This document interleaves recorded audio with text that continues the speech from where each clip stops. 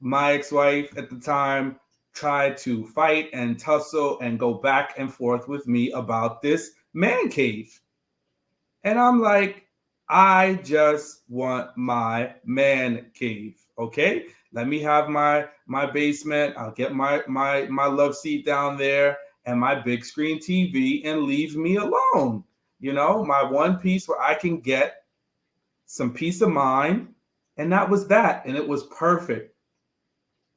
Again, tussle. Boy, did we tussle. Even my teenage stepdaughter wanted to tussle with me about this man cave. Well, I don't have a room and I don't have a cave. And then my ex-wife was like, well, where's my cave and what do I get? I'm like, Lord Jesus, can I just have my man cave, please? You know, at exactly one mic. And I know you tussle it in the comments, but sometimes they just can't stand. I used to call my wife the happiness police because she just, anytime it was like I get a little bit of joy, nope, I'm going to stomp it out. I'm like, what? I'm not bothering anybody. I just want this piece of the basement where the lighting is perfect. I can put my love seat and have my man cave. We tussled over this man cave until I got to give her credit. For Christmas, she bought me a curved, flat screen, 60-inch TV, and she was like, you can have your man cave after we closed on the house. So, but unfortunately, I had a lot of stress and duress trying to defend having my man cave for about a whole month until she eventually relented. So, my little piece of my man cave story. But Sean, you were married though. You were married though.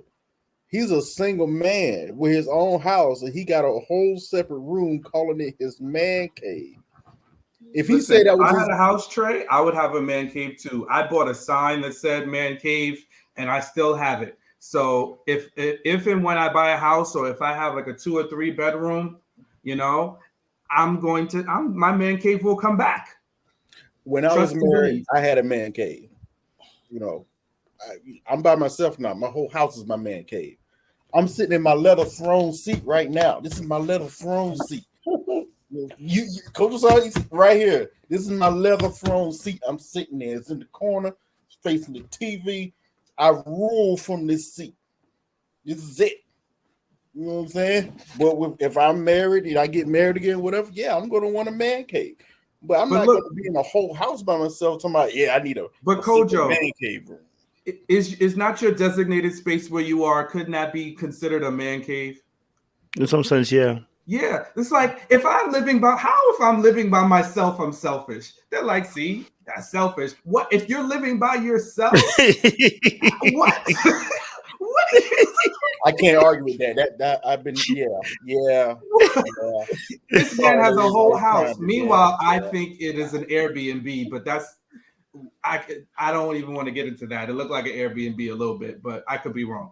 Anyway, if you have a whole house, 3 bedrooms and a basement, you can designate any room you want to have. Some women have their own houses and condos, and they have a whole room that's a closet.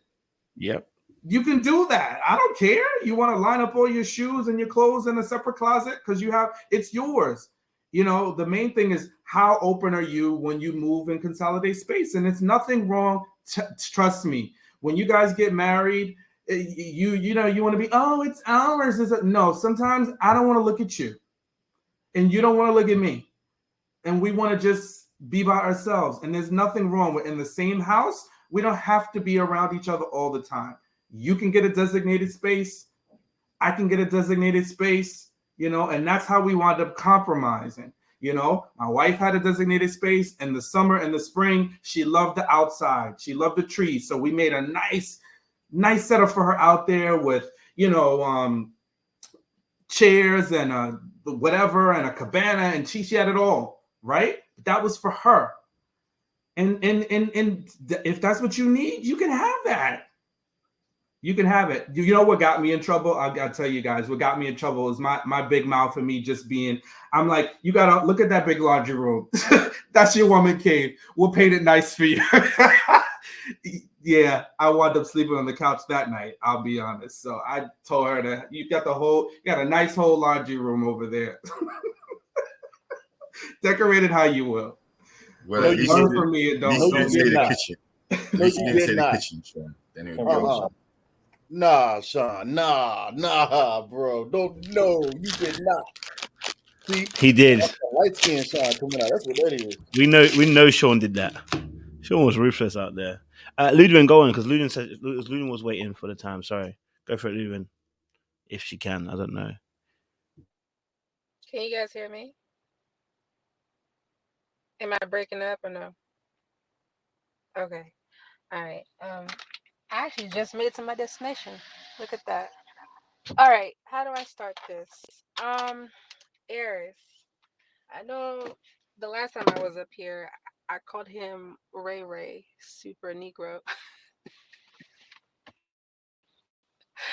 But as I kept watching the last 2 episodes, this keeps reminding me of like Toy Story with him and all his toys. And that was the vibe I got when he kept saying, I'm making executive decision like this is my spot. Don't touch my spot. This is mine. I'm taking the left side of here, left side of there, left side of everywhere. And it's like marking a territory. The same comment with the house having a separate man cave is kind of like having his own little child's room, the player room downstairs. Because there wasn't like a lot of stuff down there either way. And the comment about it might be an Airbnb, I kind of felt the same because I remember in the matchmaking special when Dr. Pepper came to see him, there was barely anything in the closet. The house kind of looked empty. So I kind of figured the same as well. There's a couple of things down there where this is not somewhere where he really lives. But either way, let's say it is his place. The idea of him saying like this is a separate place, I don't see the reason to have a man cave is at your own place. It's kind of like the same for me in my own apartment. I don't have a separate corner in the house that's just mine. This whole place is mine. I allow you to be in here.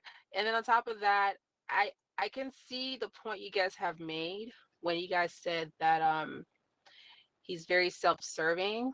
And it's weird how they pair him with someone that is too selfless and submissive. And it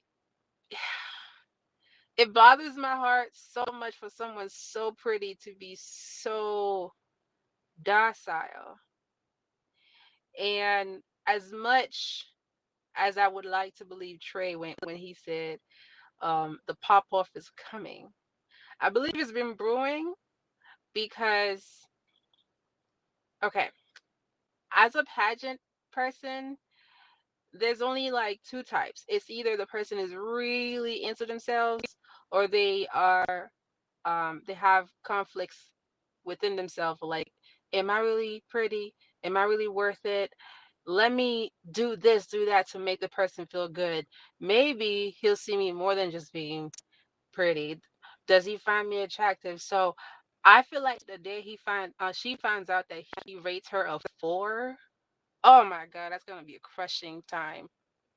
A crushing time. Because not only she's doing so much to please him, and then to also find out that he, like, there's me not finding you attractive, and then there's rating me a 4 or 5. Especially for someone who might have worked really hard on their self-esteem, might have worked really hard on feeling confident and competing in beauty pageant, and with that world, comparison can truly be someone that steal your joy. And knowing that you overcame such things, and then like the person that they pair you with still sees you as unattractive as a 4. Like, I don't even think Clint will call GINA a 4 either, even though like she's not his type. But it's the idea of like, dang, I'm doing all of this and I'm still not his type. So it's gonna possibly hit her self-esteem a little bit. And another point too, she's not dumb. She's on TV. She's signed up to be on TV, and she's already has a somewhat of a clout by being Miss United States. So she's not going to reply as she would if the cameras weren't on. She probably would be, popping off and really say what she want to say. So I can see slightly the attitude when she was like, I'm not here to be nobody's friend. So when he's talking to her and she's taking it in, she's just like, okay, how do I react to this? She's like thinking to herself, should I answer this way? You know what? No, let me just listen, and then I'm gonna say my piece another time. This could be where she's gathering evidence, she's gathering everything, and then possibly pop off later, or just talk off camera. That way she doesn't look bad on camera. I think they're both about the same about not looking bad on camera. That could be the same for both of them. And I don't know, man. This is bad. This is really bad. I feel bad for Jasmine, honestly. I really do.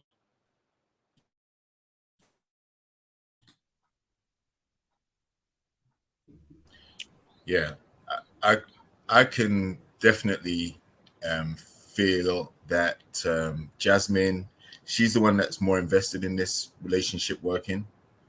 I have 3 words for Arris, and that's lost and confused. Why? Because he probably has an idea of what marriage looks like. He says it's something that he wants at this stage, but he's not attracted to her. Okay, he rates her a 4. But still, he's doing some things that are already pushing her away when they should be trying to get closer and get to know each other to see if they're going to make it to decision day or not. Right? I think basically marketing, I don't think that was a man cave before. I think it's his whole house, or his whole crib. So his boys just come and chill out there or whatever. But I think it was a way of marking his territory, as if to say, look, this is my space where I'm going to go when I need to get away, when I need some peace and quiet, when I don't need to be around you so much. Because let's face it, sometimes when you get into a relationship and you're with someone 24/7, can become stifling, all right? Especially when you're not really matching on as much as you want to be matching, right? So I think that was his way of creating a space for him to get away and still kind of do him.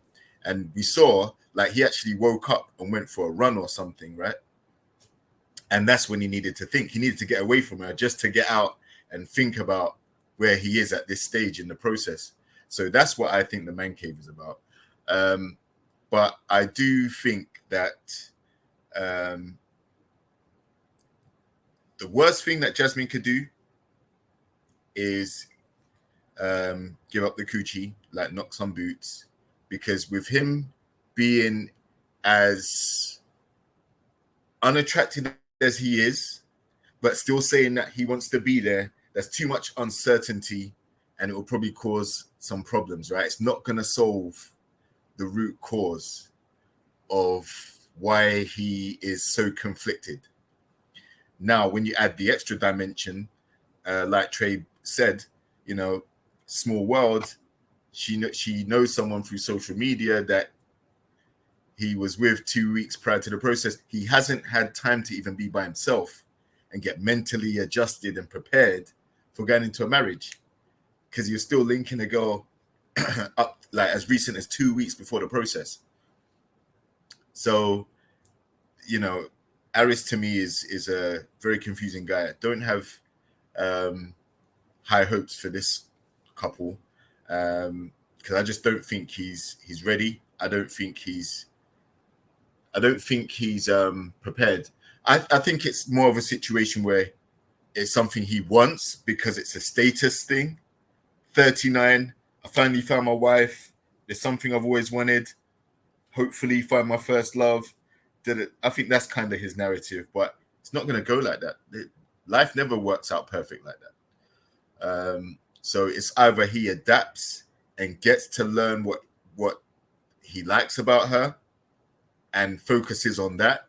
If it isn't the physical attraction, maybe the personality is banging and he wants to be a part of that for long term. I don't see it, but like I said, he has to be an optimist and be hopeful. And he seems to be struggling right now, you know. He's struggling because, in my opinion, he's just so used to being out there and being by himself. And that's maybe why his cousin had so much hesitation about him getting involved in this process. You know, she probably knew that he's kind of not in the right state of mind. He's not at the right stage of life for him to be going 100% into this. So, yeah, I don't have much hopes for this one. I'm glad y'all said the thing about the Airbnb, because I thought the man still lived with his mama. So when I saw that, that it just looked very sparse, and even the bedroom, he had the 2 frames of his father and uncle, or the father. But I said, did you just move in here 2 weeks ago? What's happening here? So because I know the mom still does the laundry, and I remember Dr. Pepper saying something about, so you don't have a lot of clothes, so you just get like a duffel bag. And so I was like, huh, that was something that I noticed. But I don't mind men, y'all. The men, give them in their man cave, y'all. I don't understand the discrepancy in the chat. She wanted a makeup room. That's fine. Married or unmarried, let them have their man cave. But I do think that he was creating opportunities to be away from her. And I think that in his marriage, he's going to create opportunity because he's so used to being alone, or being, because he's an only child. But I was like, oh, that's an excuse. He's creating opportunities. Yes, you like to work out, so you went on your morning run. But there's just too many, he's creating opportunities to have his own things too. Like, you can't touch the drawers. You can't like, what? Oh, this is my side. You don't go over there. No, he's creating opportunities for there to be separation in this marriage. And usually, like I said last week, if somebody has their business to tell, what's his name, SHAQ, he should not have blown up his spot. He should have kept his mouth shut. But this time, I can't wait. I cannot wait for old girl to say something to Jasmine, because I'm gonna be like the girl at the Super Bowl. Blah, blah, blah. I'm gonna be like, oh yeah, what is Jasmine gonna do? Because to me, like that sign, like girls saying the sign language, I was like, I want to see you say or do something, because I really feel like. And Trey said, oh no, she's gonna pop off. I'm nervous that she's not going to pop off, or she's gonna just wait. And she really wants this, like JR was saying, but this wait and see type of thing, walking through that house, Jasmine, that was an opportunity for you to say, well, maybe we can do this. Or that was an opportunity for her to instead, she was like, well, I can see why you like to be alone. Well, I can see why you did. No. This was an opportunity to say, well, where do I fit in your life? And she didn't. I can see what, and I get trying to gain understanding from your man, but there's too many instances of her just like letting it go. So I'm gonna have to see, because honestly, I was with you last week, Trey, but now I'm seeing it. And yeah, at the end, when he's just sitting there dancing, it's gonna be a lot of dance moves. That's it. Sorry. Did we talk about how he said he's not concerned that she's definitely the kind of wife that will wipe his butt if he's in the hospital? Yo, I mean, I think this is where Eris struggles, right? there's things you could think, and then there's things you shouldn't say out loud. And then on the other hand, talk about it's, feeling more like friendship. I mean, I don't know about you, but I don't think there's a friend that I'd be wiping their butt, So I'm just very concerned about the way he thinks, and he just thinks she's going to be at his beck and call, and he's not putting any effort, very minimal effort. And meanwhile, he thinks, this is the other part. And if you talk to him or you hear him talk, he thinks he's putting in great effort because he's trying. But I haven't seen anything nice he's done for her. I haven't seen anything that he's done to try to move the needle closer to make a connection with her. When she's rubbing him, he could be rubbing her back, and just seeing if, where things could go. But I don't think, he's in it. That's right. Nancy mentioned too, like the whole poop conversation. I'm squeamish that way. So I don't even like to, I definitely am not going to be in the bathroom with my woman when she's doing no number two. So that's not going to happen to me. Just do that in your private time. I'll do it in my private time. I don't want to be interrupted. Don't come in the bathroom. Don't take a shower. Don't bother me. I won't bother you. You don't bother me. I need my alone time to do whatever I'm deciding to do. But definitely not be under you smelling what you letting out. So that's that. Yeah, it was kind of funny. She'll wipe his butt, but he didn't say he'll wipe hers. He doesn't like her. No, he don't. I mean, that's it. If he liked her and wanted to be around her, we can give him grace. But we all know when guys say I'd give a girl 4, we already know the code word that means. And I'm getting that from him.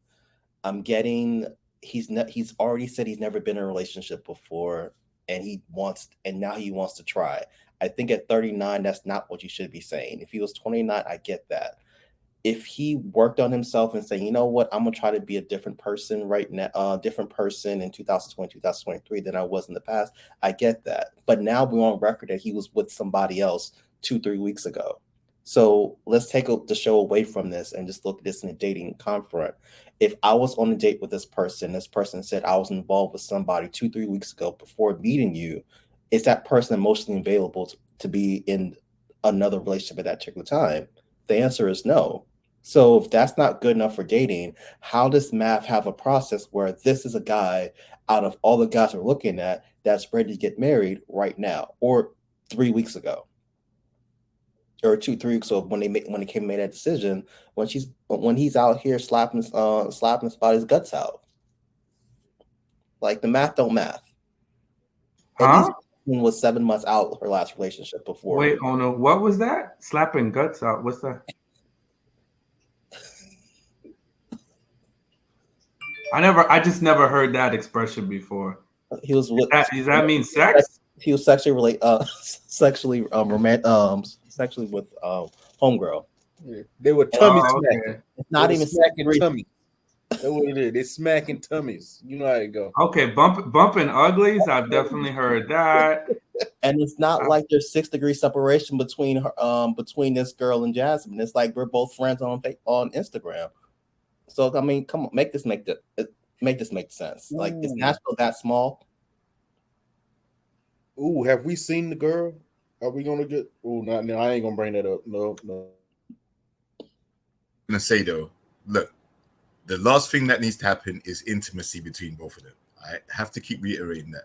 Why? Because if he pushes her away after they've been intimate, that's going to affect her very badly, right? Because she's so into him. And, let's just say there's a lot of emotion that goes into that sometimes when you're into someone, and when they're not feeling you back, it can be a sense of you did that and they're not, they're not receptive, they're not appreciative, or they're not giving you the feelings that you're trying to get from them. So he looks like he could easily just sleep with her and still not be attracted to her, and that not change anything in what he's going through in their relationship. Whereas if she does do it based on the vibes that he's giving her at the moment, she may be doing it to try and get him to give a bit more. And that's what's going to be a major problem if that happens. But yeah, like I said, lost and confused, Arris. There is no problem with necessarily like struggling to adapt to the process, because it's 7 days or 7 episodes, right? That's not the problem. The problem is he's so conflicted that it's almost as if he's trying to will himself or talk himself into trying to make it work. And it's too early for you to be doing that, you know? So, yeah, Jasmine is, I want to say she seems to be very, very hopeful, very optimistic. I think she thinks she can win him over. But after seeing what I saw on the after party with